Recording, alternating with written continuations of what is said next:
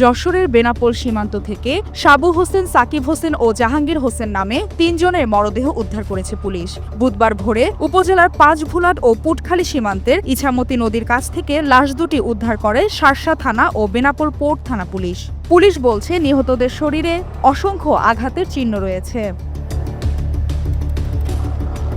Police আরও জানায়, বাংলাদেশের অভ্যন্তরে সীমান্ত শূন্য লাইন হতে ৩০ গজ বাংলাদেশের অভ্যন্তরে ইছামতি নদীর পাড়ে ভান্ডারীর মোড় নামক স্থানে একটি লাশ উলঙ্গ অবস্থায় বাংলাদেশের সীমান্তে পড়ে থাকতে দেখে স্থানীয়রা পুলিশে খবর দেয়।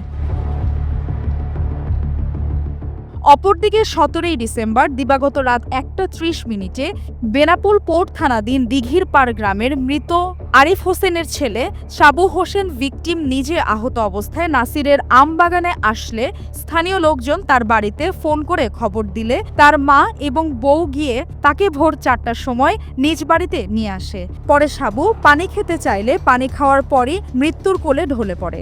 পুলিশ এসে লাশটি উদ্ধার করে ময়নাতদন্তের জন্য যশোর সদর হাসপাতালের মর্গে প্রেরণ করে।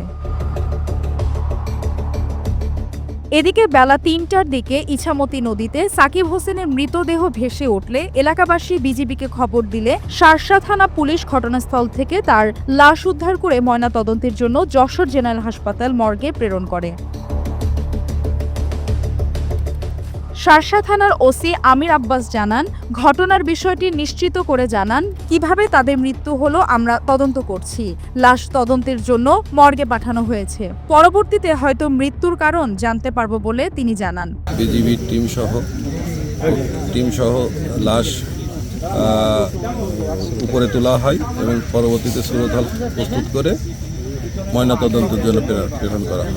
পরবর্তীতে অনুমান দুপুর ৩টা থেকে আবার সংবাদ পাওয়া যায় পাঁচভুলাট ভিন্ন স্থানে সকালের ঘটনা থেকে ৩ কিলো ডিস্টেন্স দূরত্বে আরেকটি লাশ পাওয়া যায়।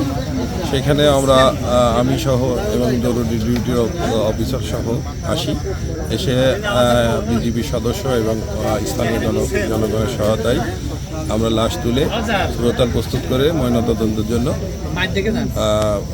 মর্গে প্রেরণ করা হয়। এই ব্যাপারে আইনগত ব্যবস্থা নেওয়া হচ্ছে। এদিকে ২১ বিজিপির অধিনায়ক লেফটেন্যান্ট কর্নেল খুরশিদ আহমেদ সাংবাদিকদের জানিয়েছেন, অভ্যন্তরীণ দ্বন্দ্বের কারণে এই ঘটনা ঘটতে পারে। তাদের মা বউ বলতেছে এক কথা, আর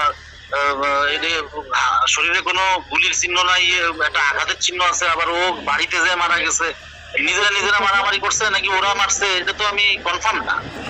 হ্যাঁ, এখন একটা ডেড বডি পাওয়া গেছে। জি, সেটা ওই যে এলাকার মানুষ তো আপনার নাই, তারা চিহ্নিত করতে পারে নাই, এলাকার সেনা। এই আর আমরা যে পুলিশ আসলে ডেড বডি উঠানো হবে, যদি কোথাও আঘাত আছে কিনা দেখবো আমরা, তারপরে আমরা অজ্ঞাত হিসেবে দিয়ে দিব পুলিশকে। এটা তো আপনার নিজেদের মধ্যে এদের গ্যাঞ্জাম হতে পারে, অনেকে এটা করে দিয়ে বলে যে